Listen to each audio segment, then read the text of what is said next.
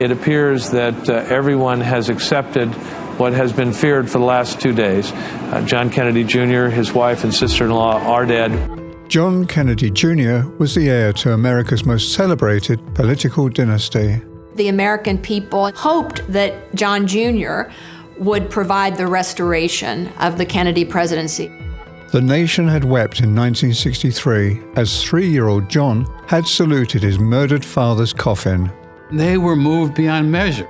That image cemented his place in America's hearts.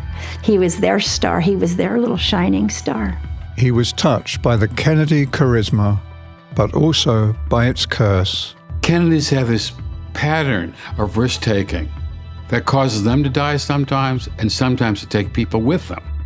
America wept again when they learned of the death of John Jr. at the controls of his private plane in the summer of 1999. And then they found their bodies, and then he just succumbed to that devastation.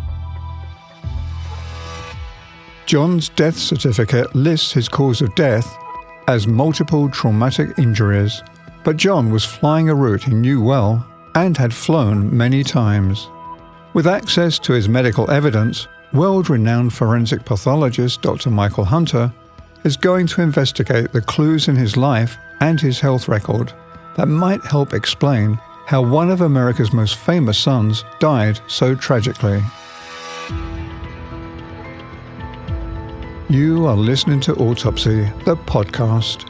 In this series, we analyze the medical evidence in order to understand the precise cause of the tragic, controversial and sudden deaths of various celebrities. This is episode 9, The Last Hours of John F. Kennedy Jr.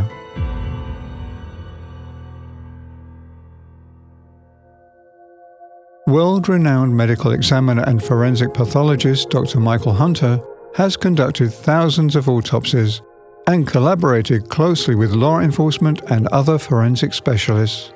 His expertise has helped to reveal the truth behind mysterious deaths for over 20 years. John Kennedy Jr. grew up in the public eye, and his death at 38 in a plane crash off Martha's Vineyard was just as public. In a family unusually familiar with tragic death, the loss of John was immediately wrapped in the bloody shroud of the Kennedy curse. But I want to look at the medical evidence to see whether the curse is more than a tabloid headline. It's July 2nd, 1999, New York, 2 weeks before John's death. John and his wife Carolyn are at home in their Manhattan apartment. They're arguing about the wedding of John's cousin Rory, to which they are both invited. Carolyn is refusing to go. Their marriage is on the rocks. For Carolyn, part of the frustration and conflict was marrying into the Kennedy family and marrying a celebrity. Originally, when Carolyn and John were together, she thought that she could handle it. This is Sasha Chimaev, a friend of John F. Kennedy Jr. But she didn't handle it very well. They would look out their apartment window in Tribeca in Manhattan, and there would be all of these camera people. This is Kennedy biographer Dr. Barbara A. Perry. And John was used to it. And I think that was part of the problem. That wasn't the big issue for him. Whereas when it landed on her, it was a really big issue. She was starting to get paranoid and neurotic about it. Carolyn blames John for her unhappiness. John can't see any way of avoiding a divorce. If that isn't enough to think about, the future of John's political magazine, George, is also looking doubtful, tells Kennedy biographer Lawrence Lima. He maybe had another week to find a new backer for George. He was trying to do whatever he could to save the magazine. So this combination of difficulties at home, difficulties with the media, a business plan that was failing for George Magazine. He had all these other pressures on him at the same time. And underpinning all of that is the dilemma he's lived with nearly 4 decades. How the only son of JFK and Jackie Kennedy, John Fitzgerald Kennedy Jr., can ever hope to find his own way. I can see that at the time of his death, John had a lot on his mind. I want to know what effect that might have had on his fatal flight. Mrs. Kennedy has given birth to a 4-pound, 10.5-ounce baby boy. John Jr. was born on the 25th of November 1960 in Georgetown Hospital, Washington, D.C. As his father, the president-elect, was laying the groundwork for his new administration. He's a very good-looking youngster. He's a healthy youngster. John was instantly the most famous infant in America. And with the birth of a son, John, America takes the Kennedy family to its heart. The cameras recorded his every step. His mother, Jackie, hated it. President Kennedy was the ultimate politician. He saw everything in terms of politics, including his children. Jackie, she didn't want her children to be used. She didn't want her children to be photographed. So Jack only brought the kids in to be photographed when she wasn't in the house. And so these photos are everywhere, and people just felt they knew John Jr. from an early age. But nobody had been prepared for what was to become John Jr.'s most memorable performance. When President Kennedy died, John Jr. was too young to have any idea what had happened. On the 25th of November 1963, the day of his own 3rd birthday, young John was at his mother's side. The world watched and wept. 2 days earlier, John's father had been cut down in Dallas by an assassin's bullets. Mrs. Kennedy leaned over that little boy at the bottom of the steps of the cathedral, said to him, "You can say goodbye to Daddy now." And this 3-year-old stepped away from his mother, came to full attention, gave a perfect military salute, and broke the hearts of everyone who ever witnessed it. They were moved beyond measure, and that's why it became the most iconic moment of the funeral. The trend begun by his father continued. John grew up in front of the cameras. John Jr. was a kind of wild, intemperate kid. He was a real boy, and that's all he wanted to be, and that's all he was. The cameras were there through his school days, his years at college, and beyond. He became more and more comfortable and in his own skin and less worried about all the judgment, all the stuff that went along with it. People magazine named him the sexiest man alive one year. He was just like ready to deal with it. Famously saying things like, people can say worse things about you than you look good in a bathing suit. He became a lawyer, but realizing it was not for him, turned to journalism and publishing. The first edition of John's glossy political magazine, George, had appeared in 1995 to great acclaim. We strive to produce a magazine uncolored by a single partisan perspective, even mine. George magazine was John Jr.'s thing. It's the first real thing he did on his own. And it is the biggest selling political magazine of all time. With George, John Jr. totally escaped the shadow of his father. The need to escape his famous father's shadow had lain behind the reluctancy he had always shown to answer questions about his political ambitions. But by the summer of 1999, he appeared to come to terms with his past and his future. John was really changing. He had been doing George magazine for a number of years, and I think he was ready to transition from that. But I really do think it was all going to culminate in a political career. It's July 16th, 1999. John Kennedy Jr.'s New York office, 11 hours before his death. John takes his family obligations seriously. It's why he has agreed to attend a wedding at the famous Hyannisport compound this weekend. But Carolyn has had enough of these duties. John will fly his Piper Sartoga aircraft there this evening once he is finished at the office. But it looks as though he'll be flying alone, explains biographer Lawrence Lima.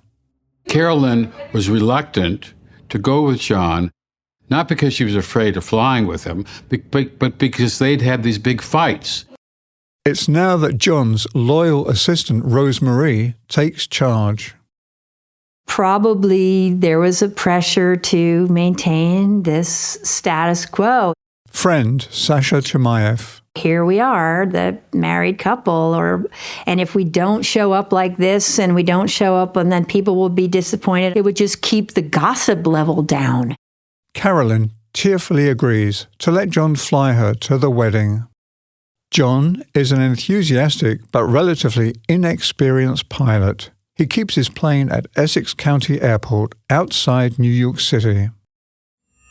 I can see that John had made the flight from Essex County Airport to Martha's Vineyard many times, and I want to know why that evening was different and what in his past might explain the tragic way it ended. It's 2 p.m. July 16th, 1999, New York, 8 hours before John's death. John is in the offices of his magazine, George. He has enjoyed 4 years of success. But lately, things have been getting difficult. George's backers are pulling out, tells biographer Dr. Barbara A. Perry. On the day that John would fly off, sadly to his death, he was held up at his office in meetings because he was trying to find a way to keep the magazine solvent. John's colleagues are depending on him to secure new funding. It was the jobs of these people. And they were distressed in the office, what was going to happen to them. So that day, that was a worry. And he was trying to do whatever he could to save the magazine. Somebody always wants something from John. That's just how it is. His escape is flying. He was beyond, in the heavens, in the clouds, where nobody could get at him. John's love of aeroplanes had begun early. He comes into the White House literally as an infant, and he is surrounded by helicopters and jet planes because his father is always going and coming from the White House. John had his private pilot's license and flew whenever he could. Dr. Michael Hunter again. But I can see that the Kennedy family was nervous about his enthusiasm. He was disorganized and scatterbrained, characteristics that sit beneath the umbrella of ADHD or attention deficit hyperactivity disorder. His mother did not want him to fly, which is why he only became a pilot after her death. And I think it was a combination that his immediate Kennedy family understood, which was he was easily distracted. He was not the best student. He had a touch at least of dyslexia and ADHD. And that those would not be the kinds of characteristics one would cite in creating the ideal pilot. ADHD is a chronic condition that makes it difficult for sufferers to focus on tasks that require them to organize, pay close attention, or follow through on instructions. Now, many people who have ADHD also suffer from the reading disorder dyslexia. It's been often said that an ADHD brain is like a Ferrari, but with no brakes. Psychologist Dr. Linda Papadopoulos. So there's all this idea that you begin something and you're really excited, but you become very distracted. And as a consequence, it can have a real impact on your decision making. Under FAA regulations, ADHD is not a condition that automatically disqualifies you from flying. But the medications typically prescribed for ADHD, including Ritalin, are disqualifying. Dyslexia doesn't automatically disqualify you as a pilot, although it's pretty obvious that anyone who has problems reading might also struggle with instrument displays, checklists, and weather reports. Today, anybody with a diagnosis of ADHD is obliged to undergo formal neuropsychological assessment to determine whether they are able to perform safely as a pilot. But according to the FAA, ADHD was not specifically referenced in 1999 when John was flying. We don't know if he ever received a formal diagnosis of ADHD or whether he used any medication. He was issued a second-class FAA medical certificate with no limitations in December of 1997. It's 4:30 p.m., July 16th, 1999, 5.5 hours before John's death. Even as his own problems loom, his floundering marriage, his failing magazine, the unceasing public scrutiny, he has been writing a letter to somebody he knows who has recently lost his mother. He was a great friend, tells Sasha Chimaev. He didn't seem elite or entitled or in any way snobby or off-putting, just as a testament to what a great job, I would say, his mom did. She did a great job because he just wasn't nearly as troubled as he could so easily have been. But today, John's good manners and kindness will delay his departure for the airport. He does not know it, but the clock is his mortal enemy. Since his childhood, John has been photographed with one or other body part bandaged, strapped or plastered. I'd like to know whether John is just unlucky or whether there's more to his frequent mishaps than meets the eye. John has a well-deserved reputation for clumsiness. He was always made fun of for being clumsy. I think John kind of saw that in himself. He knew that he was definitely challenged in certain kinds of ways. His friends called him the master of disaster. A recent study has established a link between poor balance and coordination and ADHD. Now, motor control is fine-tuned by the cerebellum, which is at the base of the brain. And this study dealt with what is called postural sway, the ability to maintain balance under stress. ADHD sufferers in the sample group experienced the greatest postural sway. They also had the largest cerebellum. And this suggests that ADHD may have a physiological root and not just be about behavior. In other words, John may not have been able to help his clumsiness, but a lack of motor control is not a characteristic you'd wish for in a pilot. It's 6:30 p.m., July 16th, 1999, New York, 3.5 hours before John's death. John has checked the weather conditions for Martha's Vineyard. He will fly under VFR, Visual Flight Rules, relying on landmarks below rather than on his instruments. JFK Jr. had the basic private pilot license. This is aviation analyst Carl Bailey. He did have some limited instrument flight training, but it was very limited by all accounts. At around 6:45 p.m., John and his sister-in-law Lauren leave the George Magazine office to drive to Essex County Airport. John's busy day is starting to catch up with him. Unfortunately, because he was delayed, they got caught in summer Friday afternoon Manhattan rush hour traffic. Biographer Dr. Barbara A. Perry. He just lived a fast life. He drove fast, he drove recklessly, he was always getting speeding tickets. He went kayaking in the Arctic, where he was alone a lot of the time, where he would have died if he had capsized. In part, this was a reaction to his inheritance and a life lived out in the public eye. It had begun at his father's funeral, every beat of which had been shaped by Jackie herself. So in many ways, this little child unwittingly becomes, for all intents and purposes, a cultural icon.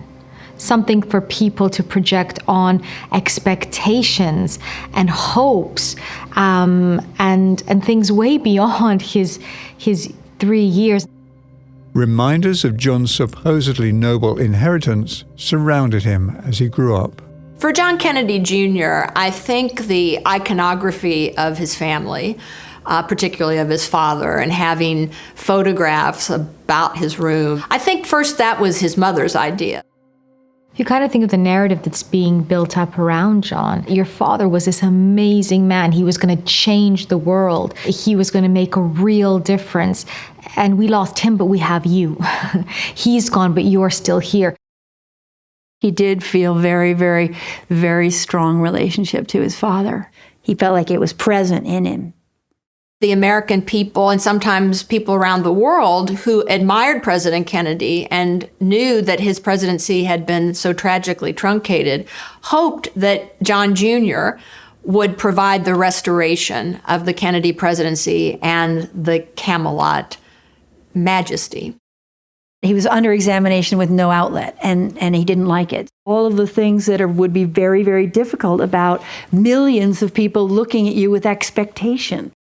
It may be the part of his risk-taking as well is the fact that he wants to have a sense of volition over his life. When you're kind of born into a destiny, a legacy, then part of asserting that control perhaps is seeing how much you can push that, how you can come out of those parameters. John's risk-taking had a particular and understandable context. But again, it's not a quality you look for in a pilot. It's 8 p.m., July 16th, 1999, Essex County Airport, New Jersey, 2 hours before John's death. John and his sister-in-law, Lauren, arrived to prepare for their flight. They should have been in the air 2 hours ago. Normally he would make that trip while it's daylight. Aviation analyst Kyle Bailey again. And that evening, it was obvious that he was there a little bit later than typical as the sun was beginning to starting to set. We were losing that sunlight. My airplane was about 100 yards from that airplane, and I was tending to things. Then he actually went to the gas station for a couple quick things like bananas and a bottle of water. I actually was planning a flight to Martha's Vineyard on Friday myself, and the conditions were what we call in aviation very marginal, which means the 3 H's, hazy, hot, and humid. The formation of fog happens, and that happens very quickly. So I actually scrubbed my plans to fly to Martha's Vineyard that evening. At 8:38 in the evening, the Piper Sartoga taxis out towards the runway.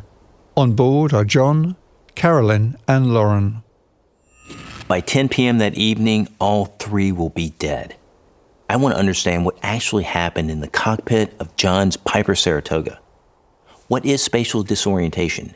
And is John's decision to fly while Kyle Bailey thinks better of it just another example of his risk-taking?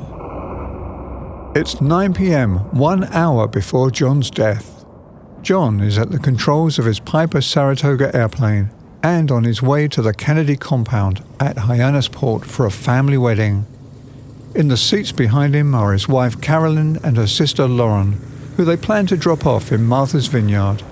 So he was going to make a quick stop in Martha's Vineyard to make a drop-off, and then from there continue making the short hop from Martha's Vineyard to Hyannisport, which would have been the second leg of the flight. Pilot Carl Bailey had planned to make a similar flight that evening, but had cancelled because of what was likely to be poor visibility. John has decided to fly. In these conditions, his instruments will prove vital. But he doesn't have the experience to use them properly. As he heads out from Essex County Airport, John is at least 2 hours behind schedule. He has a key decision to make. ADHD sufferers often make impulsive decisions. They favor choices that bring prompt but smaller rewards over those that promise greater rewards later. Usually, these decisions are without significant consequence. But if you're at the controls of a high-performance aircraft, those choices can make the difference between life and death. It's 9:26 p.m., 34 minutes before John's death. With the daylight in which he took off now gone and a haze rising, John has a choice of routes. One option is to fly up the coast, keeping the lights of the shoreline as a visual reference, and then turn south to the airport at Martha's Vineyard. Conditions that JFK Jr. Would have experienced, overland probably wouldn't have been a problem. You could still, even through the relative reduced visibility in the haze, you could still make out lights from the cities below you. His other option is to take the direct route over the ocean, a distance of 34 miles. John chooses immediate reward, the faster, more direct route, straight out over the water. He banks right. It's the wrong decision. It promises to save him 10 minutes. It will cost him his life. But the problem is now when you get over the open oceans, you lose that land, and now you're over the dark ocean. You really can't see where the sky ends and where the ocean begins. When the fog rolled in, he had never had that experience. It's almost, as I describe it, like leaping off the edge of the earth in a complete sea of darkness. It's almost like all you see is black space all around you. So it's really hard to gauge, if the airplane's turning or climbing, unless you're solely focused on your instruments, because you have no cues at all from the outside, nothing. Everything is pitch black. For a pilot experienced with the cockpit's instruments, this would not be a problem. But John relies solely on his senses. He's now flying blind and in terrible difficulty. Spatial disorientation has set in. Your sense of balance comes from your eyes and fluid in your ears. So when you turn your head this way, that fluid actually is moving, and your brain knows that that fluid is moving, and now you as a human being know that your head is tilted. So in the condition with spatial disorientation, your mind is losing your vision where you can't see outside, and you're relying on what your ears are telling you with that rolling of the fluid in your ears, which is only half of what your mind needs. And typically now your mind is actually going to start playing tricks on you. Is it climbing? Is it turning? Is it descending? It takes great knowledge and understanding at that moment, and he just didn't have it. Somewhere west of Martha's Vineyard, the plane begins to descend at a rate that varies between 400 and 800 feet a minute. Your mind just really doesn't want to believe what the instruments are saying. Because John's wings are not level, every turn makes the descent worse. He tries and fails to pull the plane's nose up. The inexperienced pilot, the normal reaction when you see your altimeter losing altitude is to pull back, but you really have to level the wings first, because if you're turned completely and you're pulling back, you're not climbing, you're just tightening that spiral turn. And he's going down faster and faster. The airplane eventually wound up in the graveyard spiral, which is a very rapid, tight, descending turn, almost like a corkscrew. So the pilot and the passengers would experience tremendous high amounts of G-forces on them. It probably would have been pure terror and panic. Probably about 10 or 12 seconds of kind of like frantic, before the impact. The Piper Sartoga hits the water at about 200 miles per hour. Couldn't figure out what to do, and the plane dived into the ocean. Hitting the water at that sort of speed is like hitting land, and it's almost certain that all 3 passengers would have died immediately on impact. John and his passengers paid the price for his poor decision-making. But looking deeper into the Kennedy family history, I believe there may be a clue to John's death that is linked to the so-called Kennedy curse. His crash exhibited the same dynamics that are a feature of almost all aviation accidents. Aviation analyst Kyle Bailey calls this the falling domino theory. Most accidents don't occur from one single catastrophic event. They're usually the result of a series of smaller events that happen, with the end result being catastrophic. So he's running late, that's one domino. He's possibly having problems with his marriage, a second domino. He has a wedding that he has to be at the next day, that's a third domino. Nightfall is descending very quickly on him, darkness, that's another domino. And the reduced visibility and the haze is another domino. So once those dominoes start to fall, there's really no stopping them. But if there was a certain amount of recklessness in the mix, that recklessness might have been about more than his ADHD. It seems to be a family trait. The graveyards are full of those who testify to that with their silence. At its root is old Joe Kennedy, the family patriarch and father of Joe Jr., Jack, Bobby, and Teddy. Joe Kennedy was very clear that he wanted his family to be successful. There was no complacency here. Psychologist Dr. Linda Papadopoulos. So, everyone, all the kids were told to be competitive at any cost, not just with other people, but with each other. The idea of failure didn't feel like an option. Joe's ethos made them ruthless and reckless. In the right cause, this could be a good thing.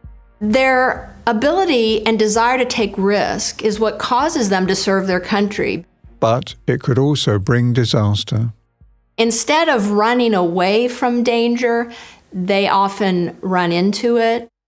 Their wealth and charm often protected them when things went wrong. But no amount of either will save you in a plane crash.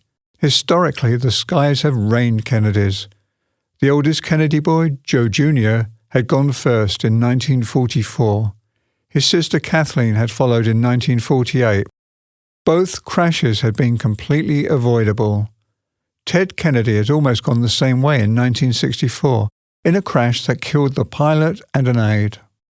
It's not just the Kennedys who get hurt. There's a sense that people around them get caught up in the mythology and pay the price. High above Long Island Sound, in the dying light of a summer's day, John Kennedy Jr. was simply doing what the Kennedys always do. As a trait, this has come to be regarded as practically part of the family DNA. And maybe it is. Significantly, ADHD is believed to be an inherited condition. The Kennedy history is practically a textbook of ADHD symptoms. This, combined with Joe Kennedy's grotesque winner's ethos and the license afforded by extreme wealth, was a recipe for disaster. If there is a Kennedy curse, this surely is it. If anybody could have outdistanced the family's dark history, perhaps it was John, the brave little boy who grew into the beautiful man America fell in love with. And he seemed to be doing it. John had spent so many years running from the future that seemed to have been mapped out for him, a future that had been wrapped up in the image of him saluting his father's flag-draped coffin. And he flew to get away from it, to get above it. But something had changed in John. He had stopped running. He seemed to have accepted the burden of Camelot. I think he wanted to take that on, and he was just kind of getting ready. In the last months of his life, there is a sense that actually I can do good in politics. If John had lived, he would have made a great politician. He was a wonderful person with human beings, and he had principles and ideas, and I happily would have voted for him. And maybe it would lead him all the way back to the White House, and indeed, Camelot would be restored. John Kennedy Jr. had been getting ready to come home. John Kennedy Jr. will always be seen and frozen in time as that 3-year-old little boy in the blue coat with his red shoes, saluting his father. Thank you for listening to the last hours of John F. Kennedy Jr. In the next episode, we'll investigate the death of Sean Connery. Autopsy, the podcast, is produced by ITV Studios and Audio House. If you enjoyed this episode, please make sure to leave a review on your favorite podcast app.